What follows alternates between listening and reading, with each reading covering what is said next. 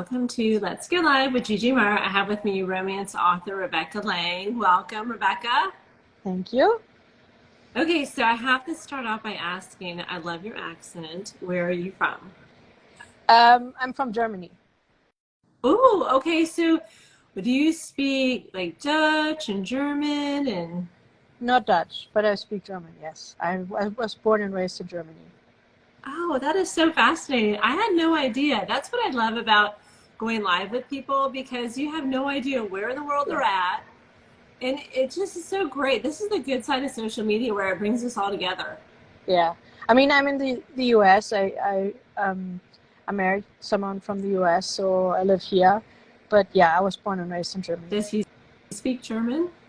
He does. Ooh, that's great. So you guys can have private conversations in public and people don't know what you're talking about.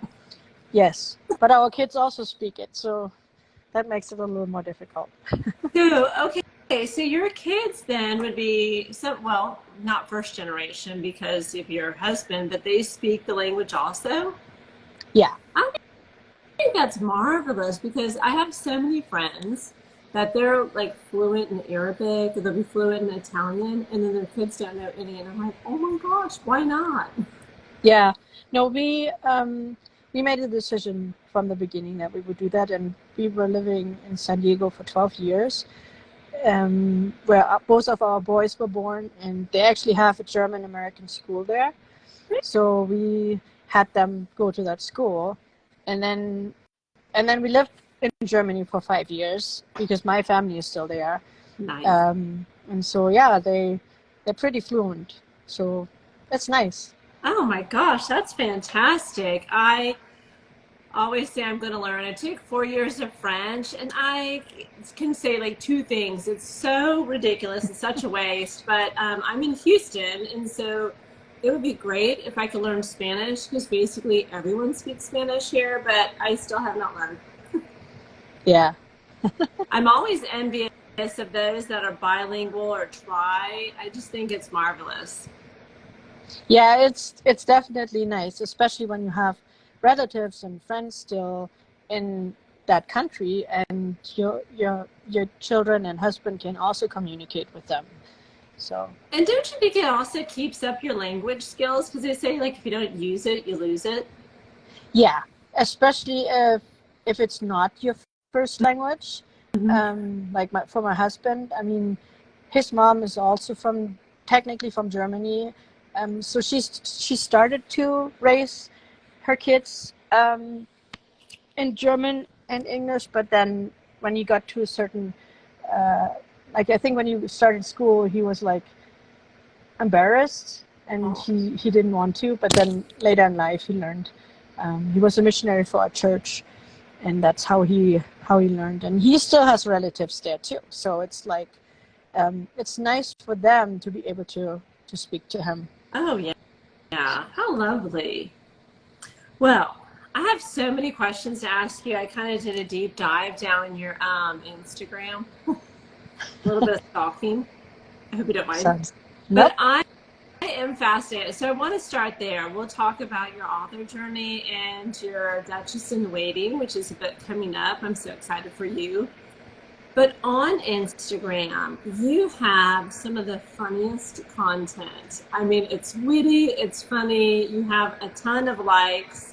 So how long have you been on Instagram? How did you decide on that content? I mean, everyone struggles, well, authors struggle with Instagram and content. So I was really active on Facebook for many years, and I kind of like did my funny posts there, and people always liked it. And then my oldest son wanted to join Instagram, and I was like, okay, well, if you're going on it, then I need to check it out to make sure it's okay. And I only started out with a private. Is my AC stuff too loud, or is it okay? I think it's just like a little low hum. I think it's okay if it keeps you comfortable. Okay. And so I joined first just with a kind of like a private account, and then I thought, well, I could see like what it would be like as an author. And I was actually surprised about the Instagram community, like when it comes to authors and like reading and stuff. I mean, it's just amazing. And yeah, that's like how it started. Um, for me, I left Facebook because it was getting so negative and depressing, and Instagram was like, I felt like something was happening there actually. Like I felt like I was actually being seen. And I just recently returned to Facebook too, and it's getting a little better now. But yeah, Instagram is just incredible to me. It's like I just try to be myself. I just try to, what I find funny, I think other people might find funny, and yeah. Oh my gosh, it's working though, because Rebecca, you have some of the most ingenious content. Not only is it the I guess I wouldn't call them like lip syncs, but between the lip syncs and then you also do those carousels. They're so witty. Now, who do you share those carousels with? Is that your private account or is that your personal? Yeah, that's my private. Well, it's not really private, but it's like more my personal account. So, um, my my friends and family that are on there can see it too if they want to. Yeah, yeah. So where do you come up with the inspiration for that? Because I know that your content is really unique. And so I think it just speaks to how creative you are, that creative brain of yours. Um, I don't know. Like at one point years ago, I just wanted to have something funny. I saw funny memes everywhere, and I started saving them. Like I have a file with all those memes that I come across, and I'm reusing them now because like it's time. But I have a ton of them, and I don't know. I just think humor is so needed, and it's like so negative everywhere, so it's all the time. And I'm like, you know what? It's not just sad and depressing. There's funny stuff and there's like uplifting things, and that's one of the reasons why I want to share it, because I'm like, we all need that little bit of humor. Oh my gosh, you're so right. I just, I said, I mean, I don't watch the news anymore because, No, me neither. you can't for your mental health. It's just too much. And then you're right. When you go online, I feel like the Instagram book community is very positive. I haven't been active on Facebook, honestly. I think Facebook for me ends up just like cross posting my Instagram stuff Yeah. because we have to, because they're all owned by the same company. But I love it because all your stuff is so humorous. And you're right. I mean, if someone's having a bad day, your reel or your carousel will come up. And I know that me personally, I've shared your stuff in my stories because it is so clever. It's so funny. And I'm like, we all need that in our life, especially if you're having a bad day, you're going through a rough time. Yeah. Yeah. So do you find a lot of people reach out to you? You've had some comments about your content? I do get comments every so often. Yeah. I've had people reach out to me. I mean, it's not like super a lot, but it happens, and it's nice to hear that other people like it too and enjoy it, or they say, I really needed that. That was just what I had to see today. And so, yeah, it's nice to have that. Oh my gosh, that would brighten my day if someone was like, this is, I mean, like, it's got to make you feel good. Yeah, it Yeah. does. So, for those that are listening, what is your Instagram handle so people can find you? It's author.Rebecca Lange. And that's it. Okay, so tell us about your first novel. You're a romance writer. Yeah, I write suspense romance, usually because, I don't know, I'm one of those people, must have romance in books. But I also like to have a little bit of everything in it, so it's not just one thing. And I write what I like to read, and so it's usually has like a thriller vibe to it. But of course, a lot of romance too.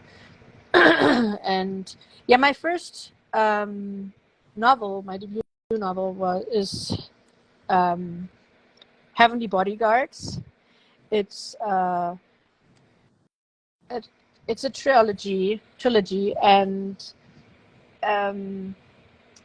it was weird because I never thought I would ever write for anyone else. I always enjoyed writing. For I wrote, yourself. huh?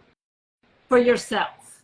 Yeah, I've had so many stories and folders and stuff that I've written for myself, kind of to, disappear from real world and get myself into a story like with romance and all this stuff.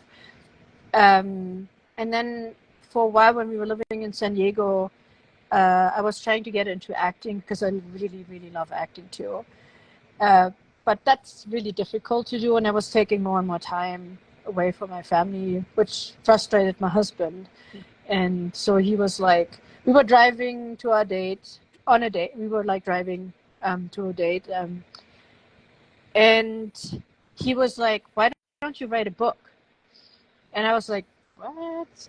And at first I was like, what the heck are you talking about? But then my mind started working, and I was like, I knew right away that I didn't want to write anything about vampires and stuff. First of all, I don't really like it. Second of all, it's out there like crazy. And then like wizard stuff, which is because of Harry Potter. I'm a huge Harry Potter fan, but I was like, no, we already have that. It has to be unique.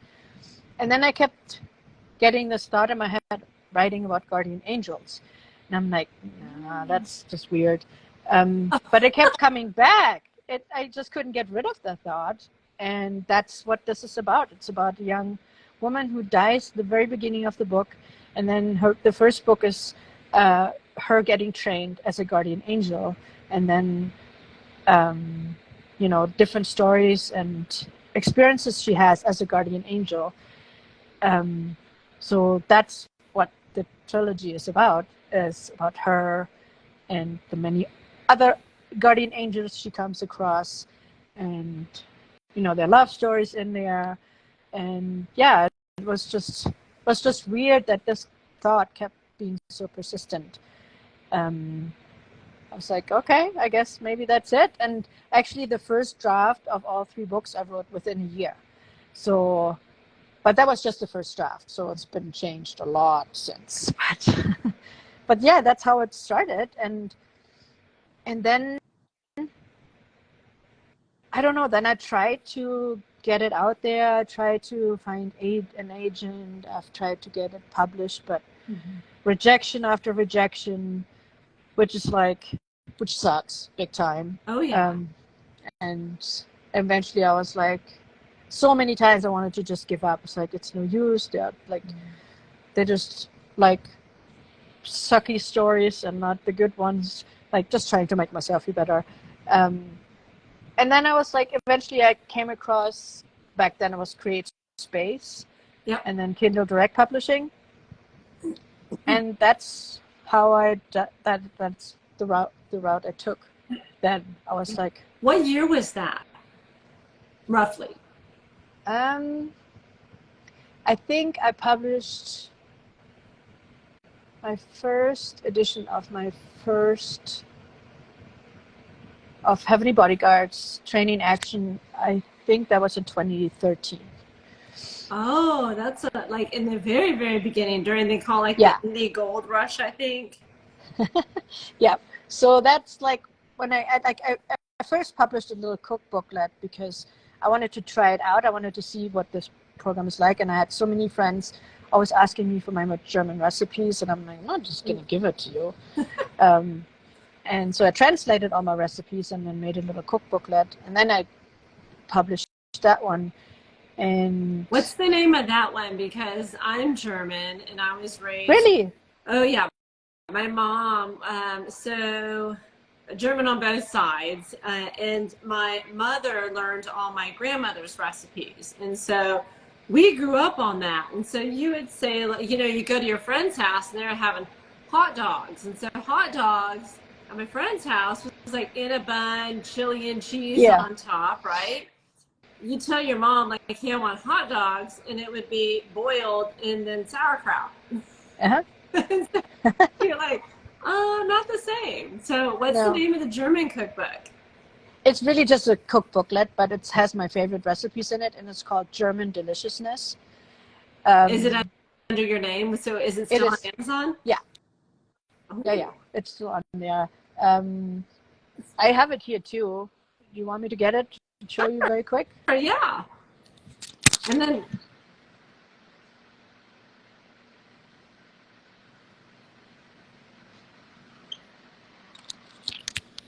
All right. So this is it. is that wiener stew on the front? No, it's a potato soup with sausage. That is actually a recipe from one of my friends that I used to work with. My mom made that. I grew up on that. She It's called it so wiener good. stew, but you're right. It's potato soup with carrots, celery, and then you'll use like sausage or Yeah, yeah, Polish yeah, sausage. Polish sausage. Um, Uh, it was so weird because I had that recipe for so many years, but because it had like one of the spices is thyme, and I've never cooked with that before. I've never had that before, so I was like, I never wanted to try it, and then eventually I got to a point where I was like getting bored of the recipes I had. yeah. So I gave it a try, and we all fell in love with it. Oh my gosh, So I it's have like, that like once a quarter, and my kids are like, "What is this?" Okay, so let's take a half step back because I have so many questions. Do you think with that nudging, you said like the heavenly bodyguards kept coming to you? Do you think that was like divinely ordered, like you were meant to do it, meant to talk about that subject, write that trilogy? I think so because it was so persistent, like I said, and it allowed me to create a story that how I picture life after death, Mm. like get some of my own beliefs and my faith in there a little bit without going overboard, of course, and create a story. Like I just can really see that. Like I like to create stories that obviously are fiction, but they could be real. And Yeah. I'd like to think that there are guardian angels out there and protect us and sometimes slap themselves against the head because we do so much stupid stuff. So yeah, I feel like that was something that what I was supposed to write. I don't know. I think so too. Like I am a person of faith, and I think sometimes it's whispers and nudges. Mm-hmm. It's not the obvious. And the one thing that we all have in common, with whatever your belief is no one knows what really happens. When we That's right. die, no one knows. I mean, we've had people that have said, "Oh, I've seen heaven or hell, or I've seen all this," but you don't really know. And so I think Mm-hmm. that's the equalizer amongst all of us. But I think it's fascinating because they always say, don't kill your main character. And you're like, I'm going to kill her the very first month, right at the beginning. That's right. But she didn't die. She was just transferred, and she came back to Earth where she was trained. She gets trained in Scotland, which I picked on purpose since I served a mission in Scotland years ago, and I just love the country so much. And so it's like I kind of have a few little experiences in there that I experienced myself, and yeah, it's interesting for sure. It's like, and yes, I normally wouldn't kill someone off, especially not the main character, but in this case, it had to happen. Well, what an amazing plot twist. You're like, y'all can like her. I'm going to kill her. And then she comes back. I think that's genius. Well, that's what had to happen. Exactly. You're right. Exactly. There was I have a book similar to yours that I've written long ago, and one of these days it'll see the light of day. But yeah, my main character, I do kill her off, and so she will come back. I don't know about resurrected exactly. I haven't kind of figured that out, and so I was like, well, I can't ever publish that book because can't kill your darlings. Normally you can't. Yeah. But if the story continues with them, then I think it's okay to kill them off. And so you said that's a trilogy. So is it one story across 3 books? Like, is it, let me restate that. Is it her across all 3 books? It is her with different other characters, like important characters. And each story, there is like one story going through each book that is finished at the end of the book, but there's like one that goes across all of them. Like you have to kind of read them like all. A little invisible thread. Yeah. I love it.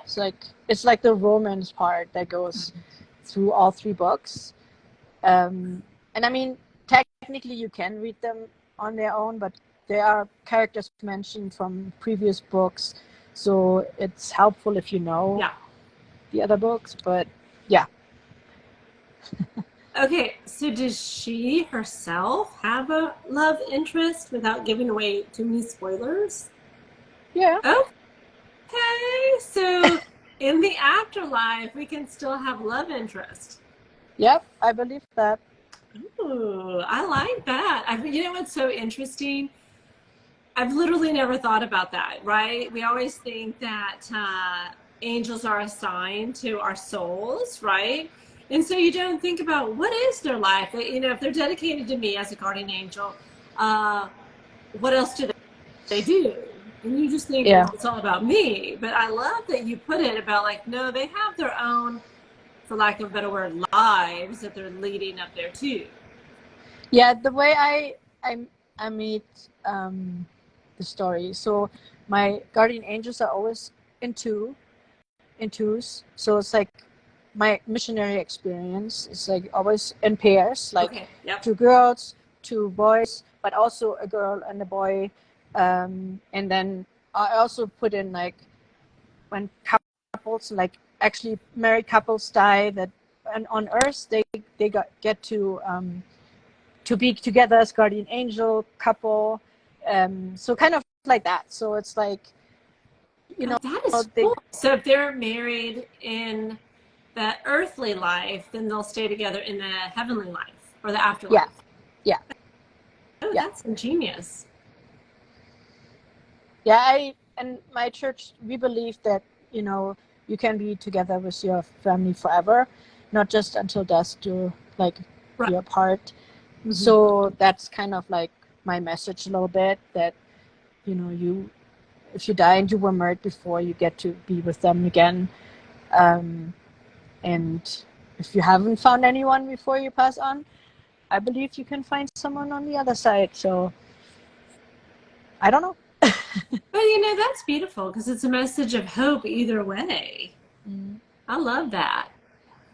So this trilogy is out and has been out. So what came next? Next came a book that I currently it's on Amazon, but I don't have it here. I still need to go over it again, because that one was actually the one book that took me forever to write. Like I got stuck, writer's block, 2/3 in, and it was a few years before I managed to finish that one. Like it was weird. Like I knew how I wanted it to end, but I was so stuck at one point. And so I wrote other stuff, and then eventually I got back to it and just kind of forced it, and actually it turned out okay. So, but it was like the weirdest thing. Like I was just seriously stuck. I could not finish it. It was so annoying and frustrating. Well, there's a lot of writers that suffer from writer's block, and when that happens, what I find for me typically is I've written myself into like a dead end, you know? Mm. And so I'm like, okay, let me go a scene back and see, you know, if I can make a different decision to keep the story going. Do I need to go 2 scenes back, 3 scenes, right? I know I hate to lose all those words, and sometimes we have to go back, and then like a detour, right? You got to back your car up, and like I took the wrong road. So how did you get yourself out? I mean, did you stay stuck or did you back yourself up and just like when you finally came back to it, be like, no, I'm gonna just rewrite this one a different direction? Yeah, I don't even really remember how I did it. I just remember that I kind of forced it. And then like once like you get over the first like block, I guess, it kind Yeah. of started flowing again. Ah. So I was able to finish it and like in not long. But yeah, it was really frustrating because I was really excited about it. It was like a really different story because um, usually like my most of my stories are um, historical fiction, like Western 1800s and Regency, and contemporary, like the Guardian Angel one is like today. Yeah. But this one was like a time travel story where it's like it starts out in modern times, and then my main character, the story is called Plane Crash: A Journey to the Heart, Okay. and Plane crash, he, a journey to the heart. yeah, Okay. and he ends up in the medieval times Okay. and comes to like on a quest with like a princess and her brothers, and like and you know goes on that quest with them, and then has to figure out how to get back to his time. Mm-hmm. But then there's a twist in the end, and um, so yeah, it's interesting how that even came about. I have no idea.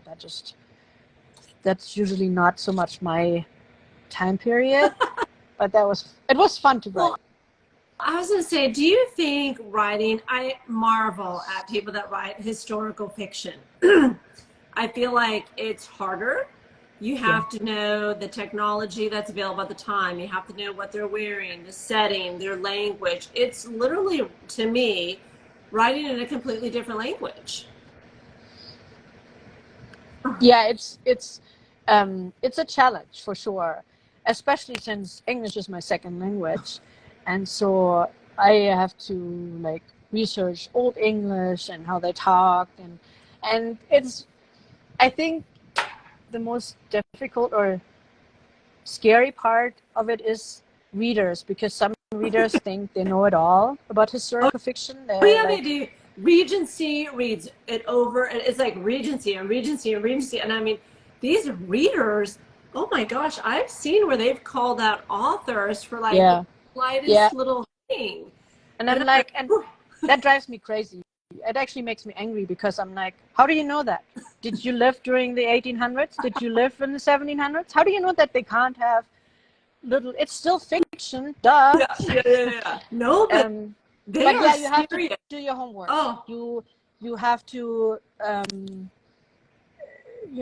research yeah. about the time, and I still, even if people don't like it, I still um, believe that I have the freedom to write whatever I want, and that they can be playful and not have to be super serious the whole time. And if people don't like it, that's their problem. I mean, if they want serious books, then let them read serious books. Yeah. They're like, I'm But you not. do still, but despite that, you do have to do your homework. Like you can't just um, assume. Like you have to do your part. Well, I was going Other, to say, because is there, so Morley Riots was like dragons and magic, okay, historical inaccuracies, how dare. yes, exactly. That's exactly how I feel. It's like, well, this fantasy. I didn't like it. It wasn't real enough. Like it's fantasy, dude. Nothing is real there. Like why are you writing a, a review when you're like, no, don't even know what you're talking about. Like, Oh no, I mean you could call that on everything. yeah, As a romance author, that's a very large umbrella. I mean, it means there's so many subgenres. It means a million different things. You can have books that are like too spicy, not spicy enough. This wasn't a smut, it's not smutty enough. And you're like, I don't proclaim to write a smut novel, or it's Exactly. slow burn, it's too slow of a burn, it's instant, and you're like, whoo, it'll make your head I spin. Yeah, I actually had an ARC reader once dodge points, like giving me a review, saying she really liked the story, but because it wasn't her normal genre to Yeah. read, she dropped the point. I'm like, you knew beforehand what you were reading. Like, Oh, it's not a surprise to you. It's like, what the heck? Anyway, but I mean, stuff like that happens. It's just like you kind of have to get thick skin, I guess. oh, But for it still hurts. It's our book babies. We don't want anyone to hate them. oh no, I started to put, like the chili peppers is a sign of how spicy a book is. And I started to do that, and I need to still remove it from some of my posts, right? Because what I think is spicy, other people are like, that's not very spicy. That's a 2, and you put like a 4. I was like, what is your definition of a 4? Yeah, I don't do smart. I don't do spicy. I do passion. Yeah. Without going into details. So Um, closed door romance. that's right. Yeah. So kissing, and that's about it. Well, and I mean, it's all acceptable, right? Because Yeah. romance is such a huge umbrella. The same when someone's like, oh, I'm a fantasy writer. And I'm like, oh my gosh, what does that mean to you? You know what I mean? So, but I marvel on the Regency or historical fiction, going back to medieval times. Oh my gosh, I've tried to read some of those. And because it's not proper English, or because there's like a lot of apostrophes, sometimes I just can't understand what the characters are saying. And it's not anything against the author, because the author is authentic. It's just like, Yeah. I don't know what you're saying because I just don't read enough, I guess. Yeah. No, and that's why I try. I mean, I try my best to make it authentic as much as possible, but also to stay true to my writing Yeah. style, because I wouldn't like something like that either. Like books that, like, if I don't get engrossed in the story right away, you lost me. Yeah. Yeah. And it's really hard for me to keep reading when a book bores me, or someone is like detail after detail after detail. I'm like, dude, I have an imagination. Can I please You're picture like, stuff myself? I got Like, it. I got it. Move yeah. on. But not everyone is like that. Some people have to have every single detail to enjoy the story. But for me, that's like almost torture, because it's like, you're telling me everything. That takes the fun out of reading. Like, stop. No, that's true though, because Rebecca, it's a fine line, right? You want to world build a little bit, you need to bring them in, and then some characters say, to me, when I write, I think, okay, I can either do inner dialogue or I can do outer, right? And so I think outer is more fun. There's usually some Yeah. banter. But you can get criticized for having too much outer dialogue and too much inner, and you're just like, can't win for losing. Yeah. It's like, I like a lot of dialogue. I like that interaction between characters, so that my books usually have a lot of dialogue. I do I too, give, because that's what happens in real life. yeah, When we walk into a room in real life, you're not noticing like, oh, the white walls and the crown molding and the drapes and the carpet. We don't usually take that in. No. know.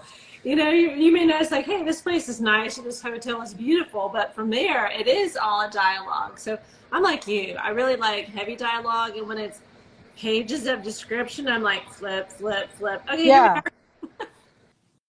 Yeah, I read like a Christmas story from an indie author that I support, and I really really enjoyed the story. But there was so much description of like changing the clothes all the time, and like um, every description, like what they were wearing. I'm like, I don't care. Like, I really don't.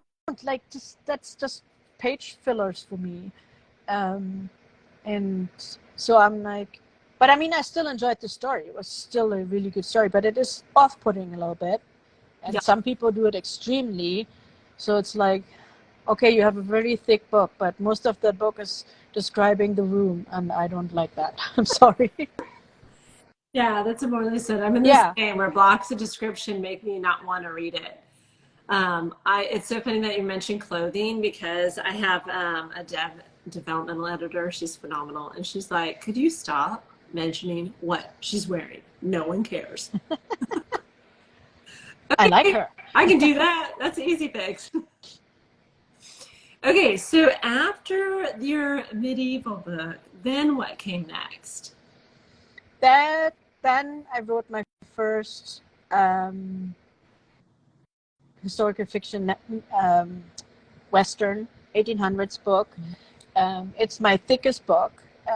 It actually, that one is also a weird story because I actually originally wrote that for myself.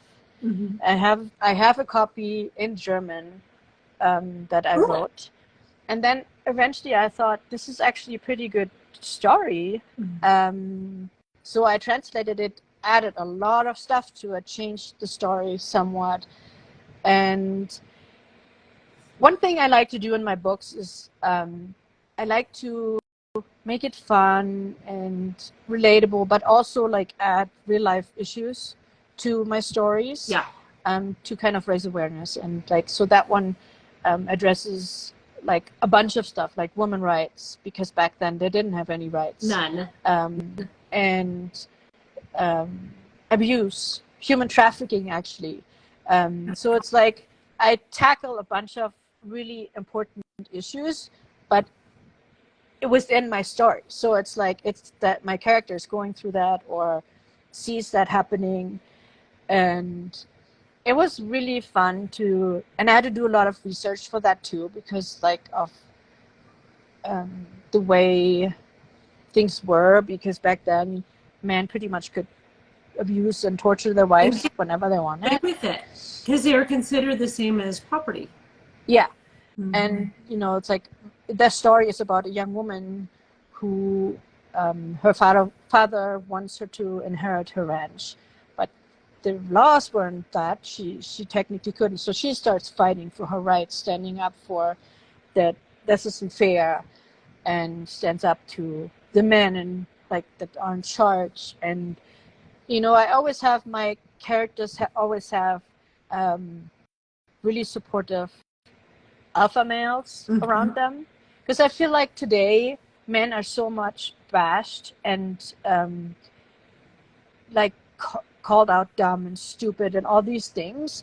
And yes, there are evil people out there, men and women, but there are also really protective, wonderful men out there. And so I like to show both sides, like the evil, the villains, but also the ones that will do anything for the women and children in their life. And so I like to have that contrast always in my stories to kind of. Well, because you're married to a wonderful man and you're raising men. And so I know exactly, I feel like sometimes it can just be too much male bashing.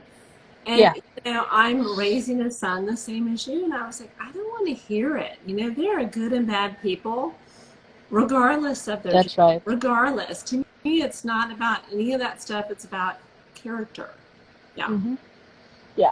Yeah, you're right. Molly writes books saying we need to stop calling all masculinity toxic. That's right. There's a lot of females that are toxic nowadays too. So it's like, it's awful. So that's why I'm like, I like to call issues out. Yeah. And so in my books, my characters are my voice. That's how I feel about the issues. And if people don't like it, that's their problem, not mine. You don't have to read it.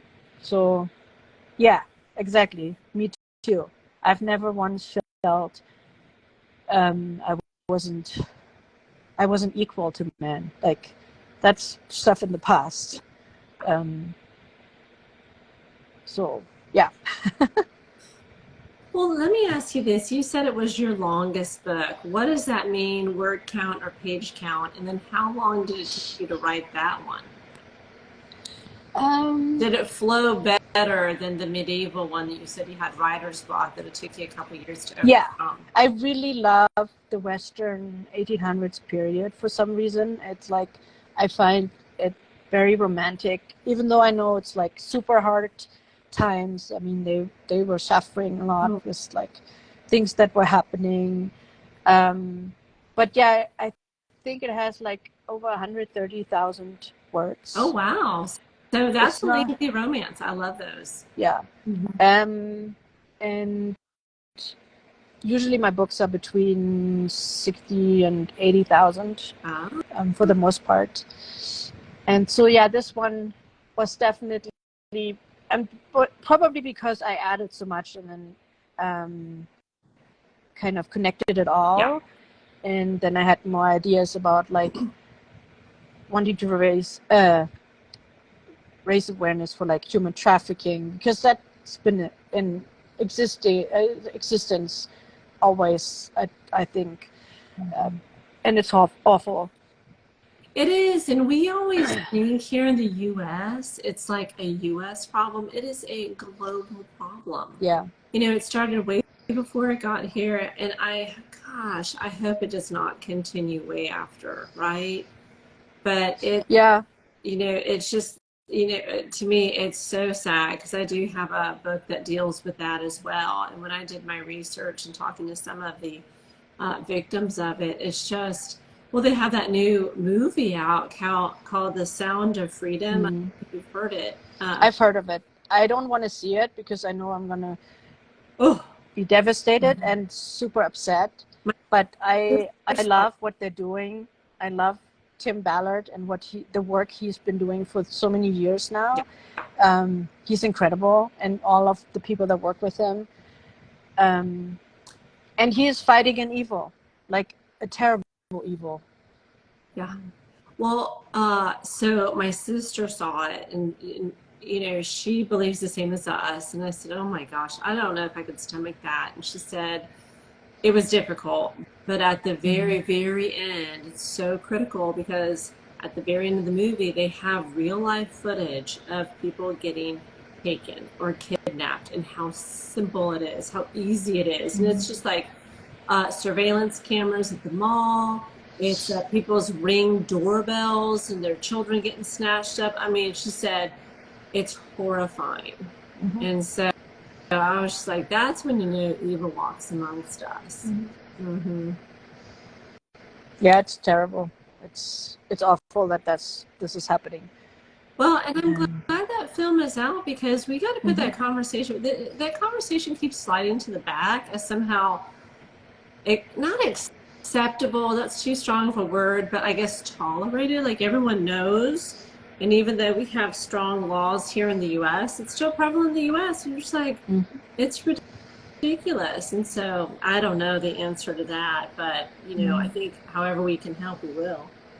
What I found the most shocking was seeing all those negative posts and stuff about the movie, like calling it out as like propaganda. And I'm like, well, who the heck cares? Even if it is political propaganda, it's happening. This is real. Like, how can you not agree with the message of it? Like, we don't need to politicize it. It's not a left, it's not a right. It's all of our problem. Yeah. Like, I don't need anyone to, Rolling Stone to come out and do a review. And at the same time, I don't need Fox News to do one. I was like, can we just focus on the matter, the subject matter, and raising awareness there? Because I feel like globally, most people are horrified. Most people find it atrocious. They're scared. They want to do something about it. So let's not politicize this. It's not a right. That's right. It's a humanity issue. You would think so. You would definitely think so. For real. Oh my gosh. Okay. Soapbox over for myself. So I want to hear the rest, and then if you don't mind, I also want to get into your writing process and your journey, and to help because you have written a lot, and they're pretty varied. It's not like you're writing only one type of book. No. So that's No. fascinating and just, just show your creativity. So after this book, the Western, historical fiction Western, what was next? I think my first I'm Christmas. looking at your bookshelf. Like, Yeah, I think it was my Christmas novella that I wrote. That was like my try with Regency, with the Regency period, because I never thought I would ever write something like that. But then I'm a huge Pride and Prejudice, Colin Firth Pride and Prejudice fan. Of course. And I like who doesn't like Jane Pride Austen. and Prejudice? Who doesn't like Jane Austen? I mean, seriously, who doesn't? Some people don't, but they're weird. Like, I love it, and so I was like, I'm just gonna give it a try, because I'm like, I know I could shoot myself in the foot because I have like zero experience with that type of writing. But I loved it. It was so much fun to write, and so I made a goal that I would write a Regency Christmas novella every year. Have you done every it? Christmas? I have 3 out now, yes. And I have a plan for my next one.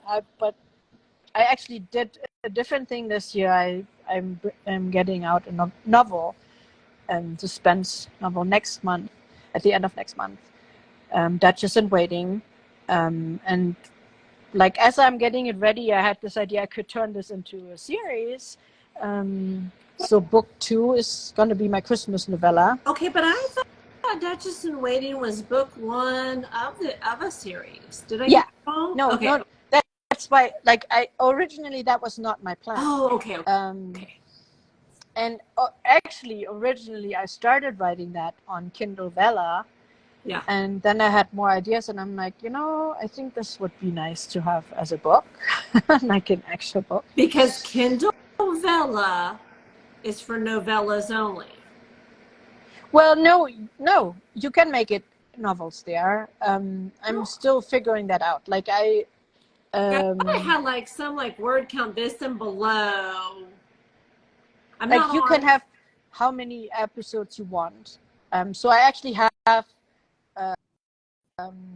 2 books on there that technically I could easily turn into a novel. And I started just another one that I put on there. So yeah, you can have, I don't know how many episodes. It's just, the problem with that, it's still only in the US, so other people can't read it. And so I hope that eventually they will make it global so other people can check it out too.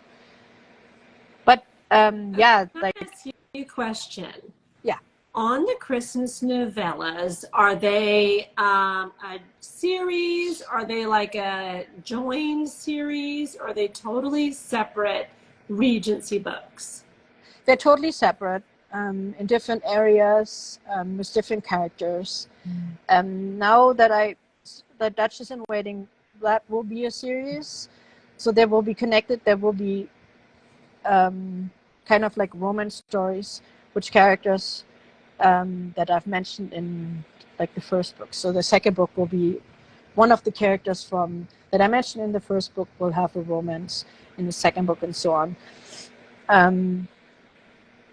And I'm not sure yet if I'm gonna make that series now the next few Christmas novellas, or if I'm not sure yet how I'm gonna continue. I just know right now for the release next month, and then my Christmas novella is going to be part of this series.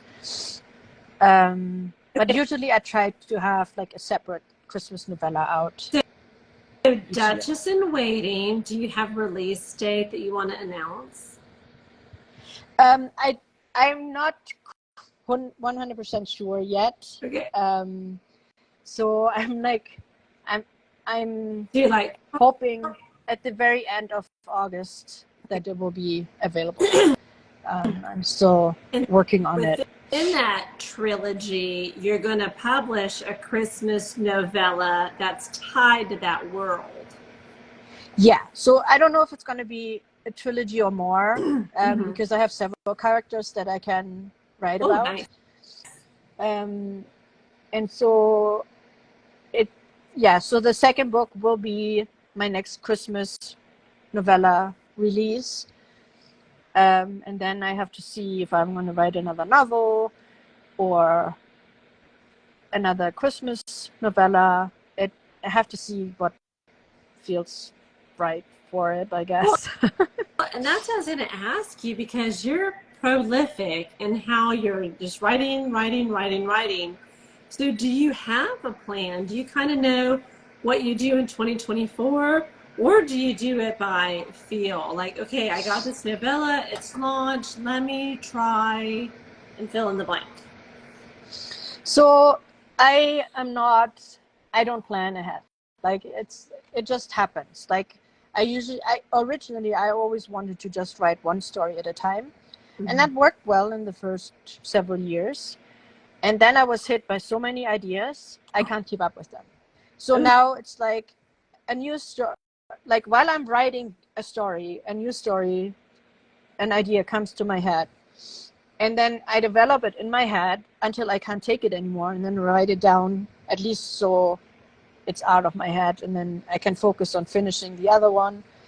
So I have several actually started, which is why I just decided to take one of those started stories and turn it into a Kindle Vella story, because I don't know if I can keep up with the book publishing because there's so many ideas. I'm like, there's only so much time. So for Kindle Vella, it's like publishing, kind of like, gosh, what I want to say, you know how TV comes out with new episodes?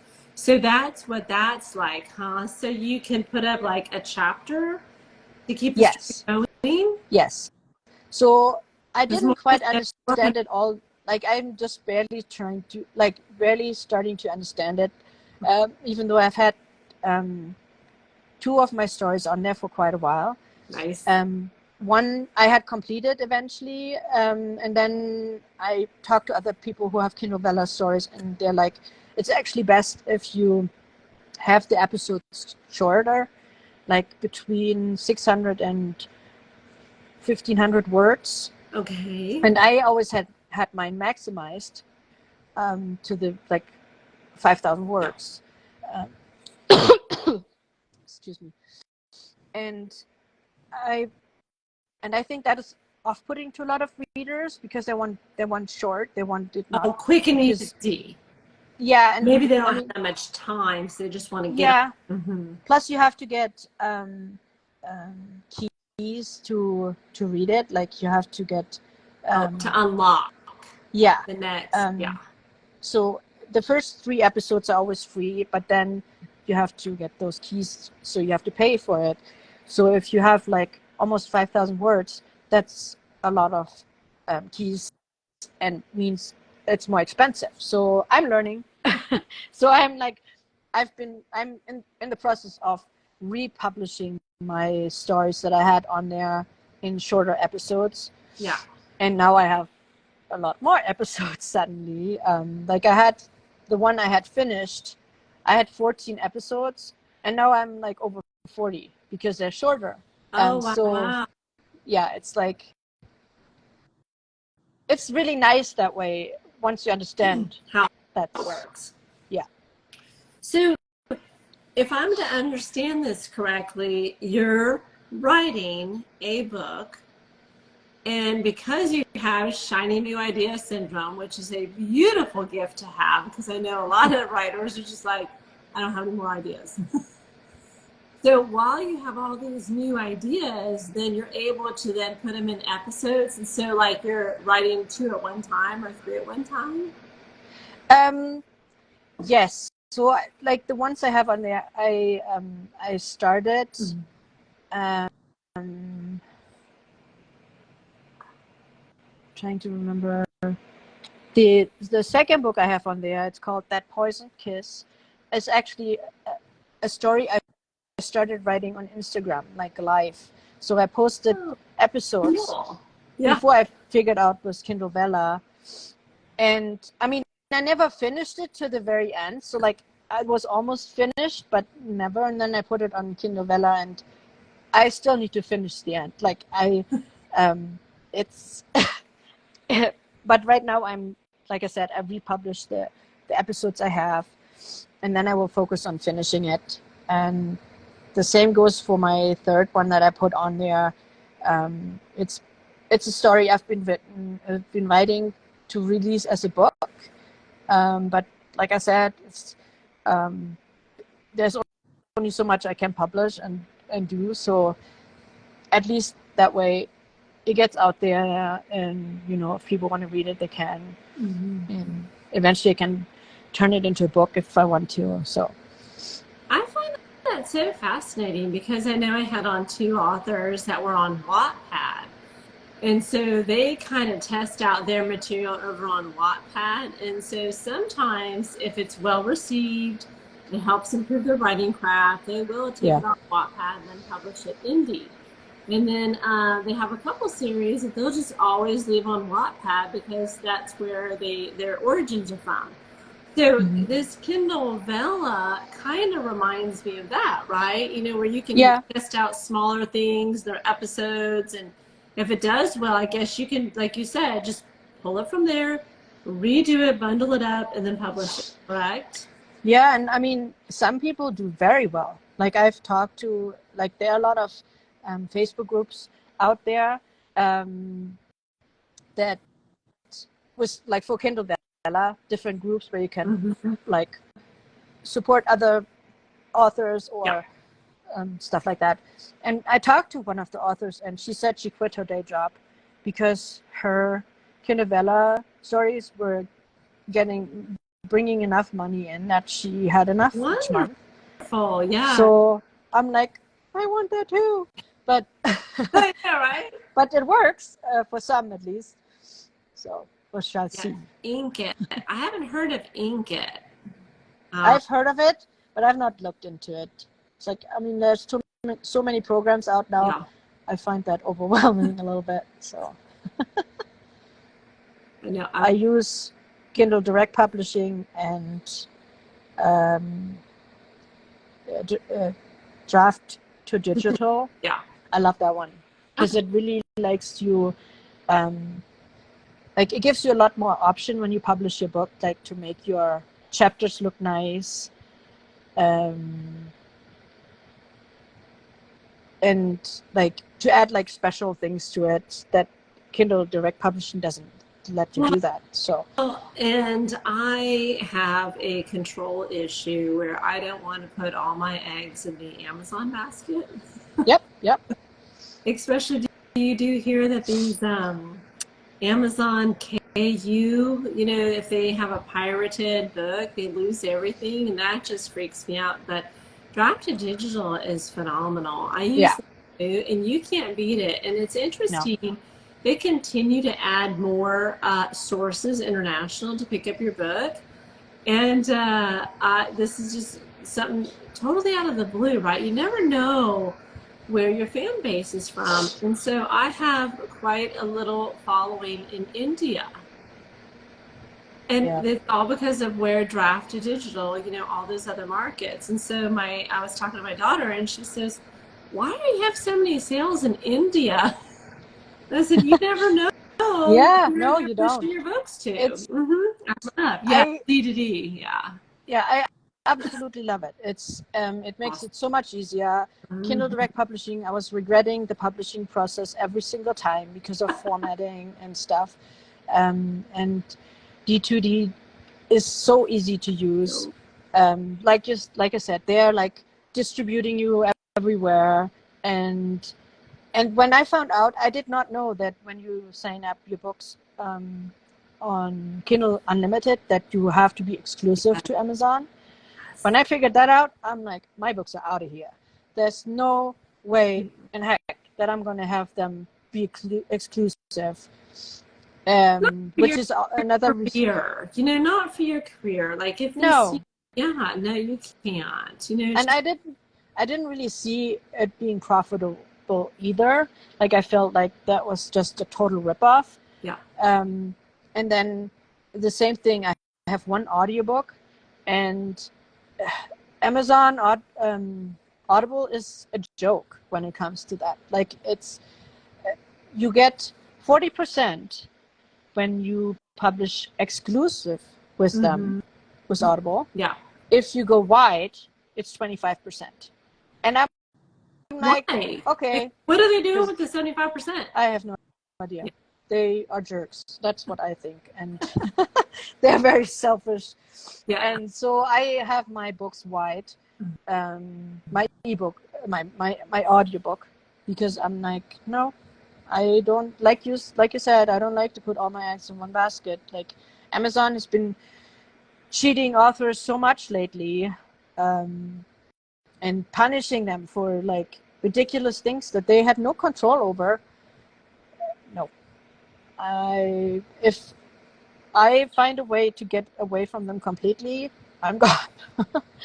Well, I just want to go where the readers are. So Yeah. I don't want to, if readers are like, I'm loyal Apple, right? Or if someone's loyal Google Play, like, I want to go to where the readers are, where my target audience is, because I feel like it's already hard enough to find who your readers are.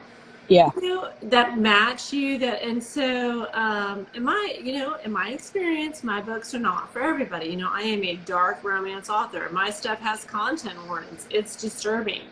And so other people that just want, like, feel good stories, you're not, I am not a fit for you. So you don't know where these are going to be, right? Where in the globe no, be. Exactly. Like, I would not be your audience, because I would be in nightmares every night, because I'm a weirdo.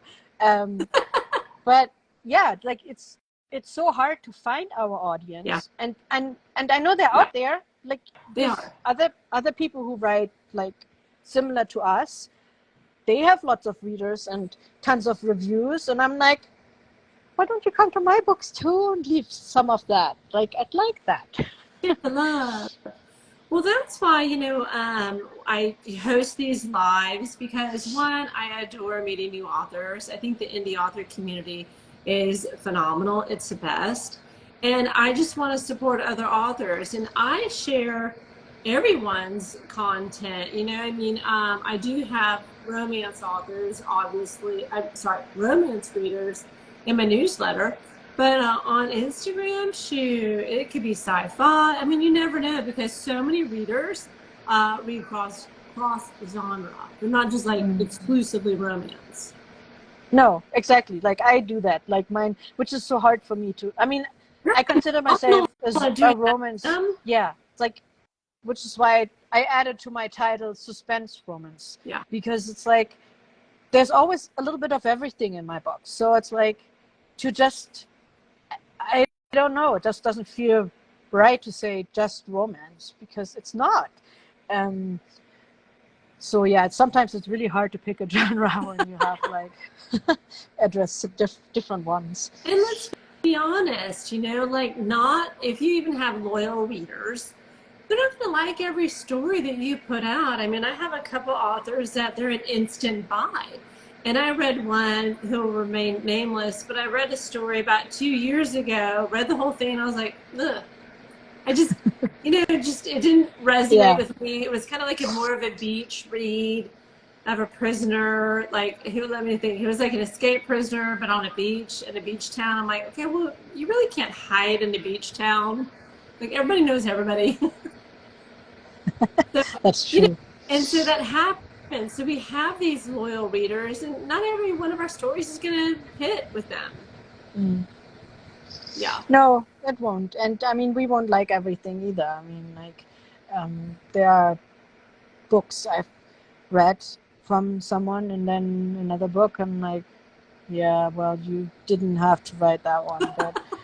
But other people love it. So it's like, that's why I'm trying to always give really good reviews, because I think just because I don't like something doesn't mean everyone else hates it. So it's like, I can mention that I didn't like that, but that doesn't mean the story is bad or the writing is bad. It drives me nuts that some people are so extreme when it comes to reviews, and it's like why? It's like, do you know, like, and I think when you're an author, well, not all of them do that, but like most authors, I think, get it, how much work goes into it, and how, like, all this stuff. That so would they be damaging, very damaging. Yeah. Yeah, and I mean, the authors that give crappy reviews, they obviously don't get it. Or they haven't gotten crappy reviews yet. I don't know. But yeah, it's I prefer to really leave really good reviews, because like I said, the negative ones come anyway, and I don't want to make authors feel bad just because I might not be the right audience for it. Correct. You know, and I do read my reviews because I do want to, you know, obviously the good ones, you know, are so You need them. You do. But I will read, and so, you know, we can put them in our social post and that, but I will read, you know, the bad reviews, because I want to see, is it something about my writing craft? Was there like a plot hole that, you know, went past me and my developmental editor and my betas and my alpha? Like, did it get past all the team, you know, or is it like, it's not legit, you know, like this would never happen? Well, of course, I write dark romance. I hope it never happens to anybody. It's fiction, people. What part of fiction don't you understand? Like, that drives me nuts. It's like, this is so unreal. It's fiction, not non-fiction. If you don't like not real things, then read non-fiction. It's like, I don't get it. Yeah, but I will read those because I want to make sure that I got it right as best I can in the book, right? And so to me, that's how I can get better as an author. If it's constructive, right? Some of it's just, this is ridiculous, or I don't like the character, and that's totally different. I've read books that, like, I just can't relate to the character, so it happens. Yeah. No, and I mean, you can tell if someone means well, because they usually try to leave, even if the review is not good or the rating isn't good, they try to leave positive remarks. Or if it's a troll who's just a jerk. I mean, and like I said, people who think they know it all about historical fiction.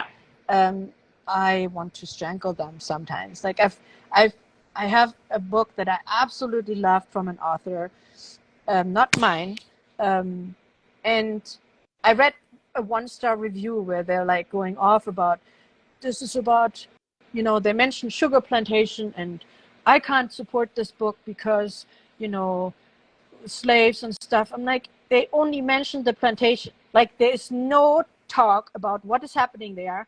You don't know if all slave owners back then were horrible. I'm sure there were good ones too. I don't believe that all of them were evil. So stuff like this just drives me nuts, because I'm like, did you live then? Like, were you witnessing how this was all happening? Like, I get the point, but like I said, it's like, it's fiction, and to give such a horrible review for an amazing story where it's really just mentioned, like there's nothing in it. And like I said, you don't know how it really was for everyone. And so that drives me nuts. Yeah. I find that unfair. I'm sorry. Well, I think the book, The Help, I think her story, because I listened to that podcast with the author, and she said she queried it to just like, I think like 80 different agents, and she had all those rejection letters, and it went on to become a bestseller and then a box office hit when it made it to a movie. So yeah, you just never know. No, you don't. J.K. Rowling is the best example. I mean, I bet all of the people that rejected her are fired now because of what happened out of it. It's like, you didn't recognize this awesomeness. It's like, someone got to blame for passing on her. Yeah, and I mean, like, I don't think I've ever read The Help, but I've watched the movie, and Yeah. I mean, they bring it across very well. It's a tough, And that was a tough yeah, movie to watch, and you think like, ooh, if that was what it yeah. was like, I mean, I don't know. I Yeah, mean, I'm glad they made it. added humor and made it, but Yeah. they added humor and like sass and stuff to make it more light. But yeah, the overall, I mean, there are just things in our history that are not nice, but we can't just ignore it or wish it away, or remove it from history books or something in hopes it never existed. It did exist, and we need to talk about it because we should have learned from it, Yep. so we don't repeat it. Oh, yeah. It's like, I mean, growing up in Germany, I have a horrible history. It's like nothing to be proud of. Like, you learn about it, you hate it. And I mean, I've heard stories like from my relatives who went through really horrible things. My grandmothers, both of them, and my great aunt. I probably shouldn't mention here what happened, but like, I mean, it wasn't easy for them either.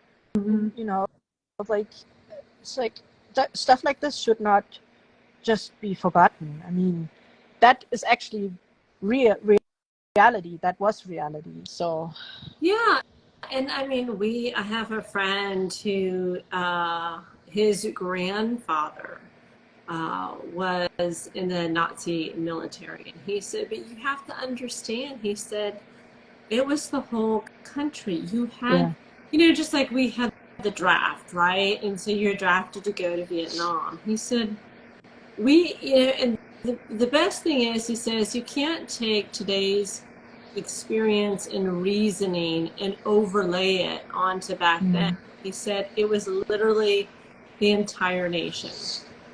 and if you didn't comply, you were killed. You were killed. Yeah, yeah. Like, it was either you did what they wanted you to do or you died. Yeah, and It so was that's what he simple as that. said. It would be like you going against, not, he says, again, this wouldn't happen in America. He says, but it was a dictatorship. And if you go against a dictatorship, we've seen it in Syria, we've seen it under Hussein. I mean, we've seen it, Stalin, Levin, you name it. We've seen this dictatorship over and over. And it says you go against a regime in any dictatorship, and you are killed. Simple. Yep.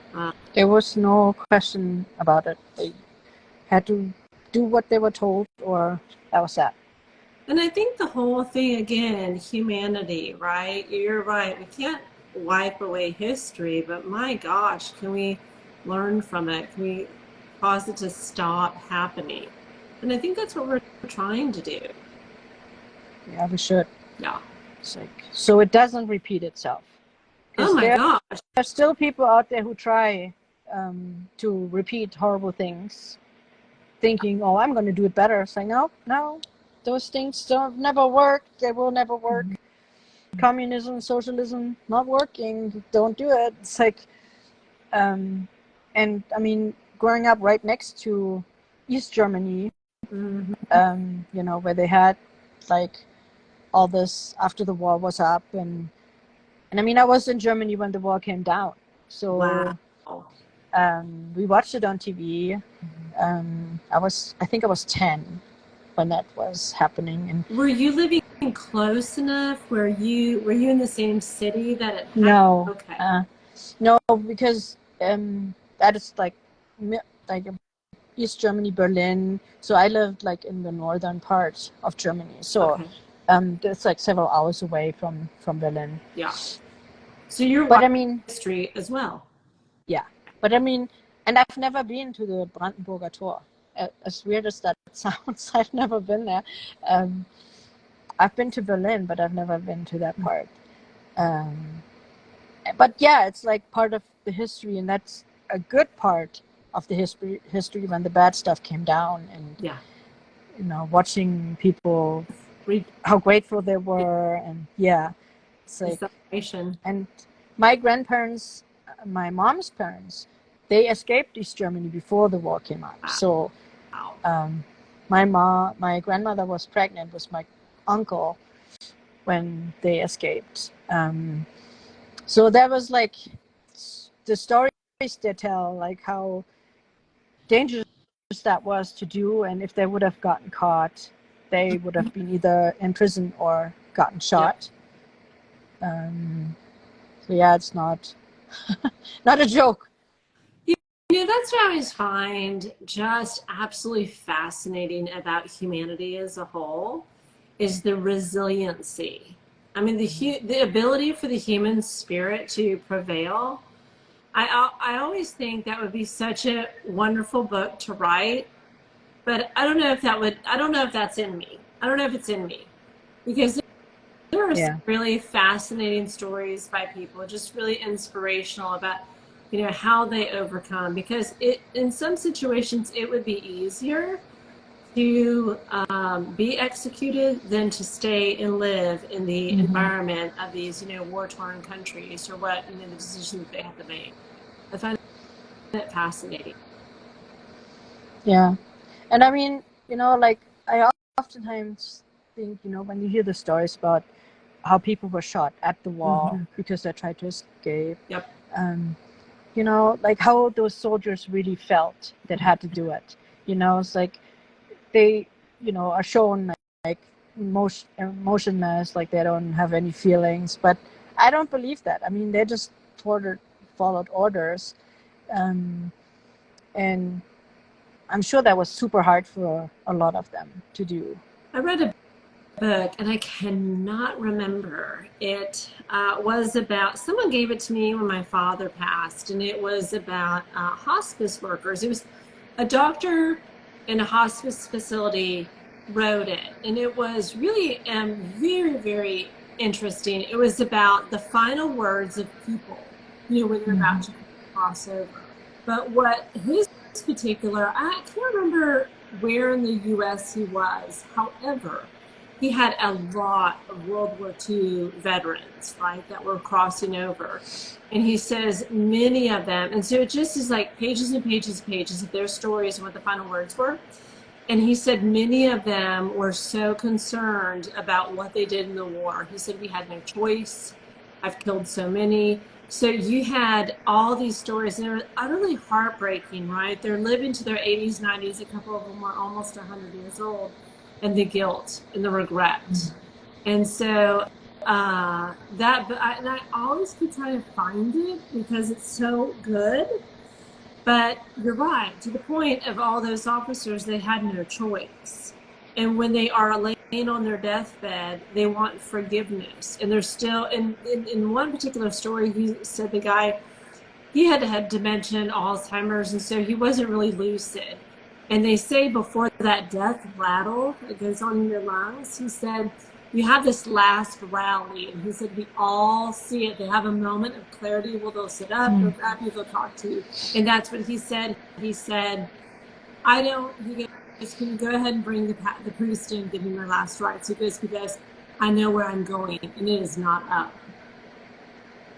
And I was like, wow. I mean, those stories, and he had stories like that. And I want to find that book because it's really, really intriguing.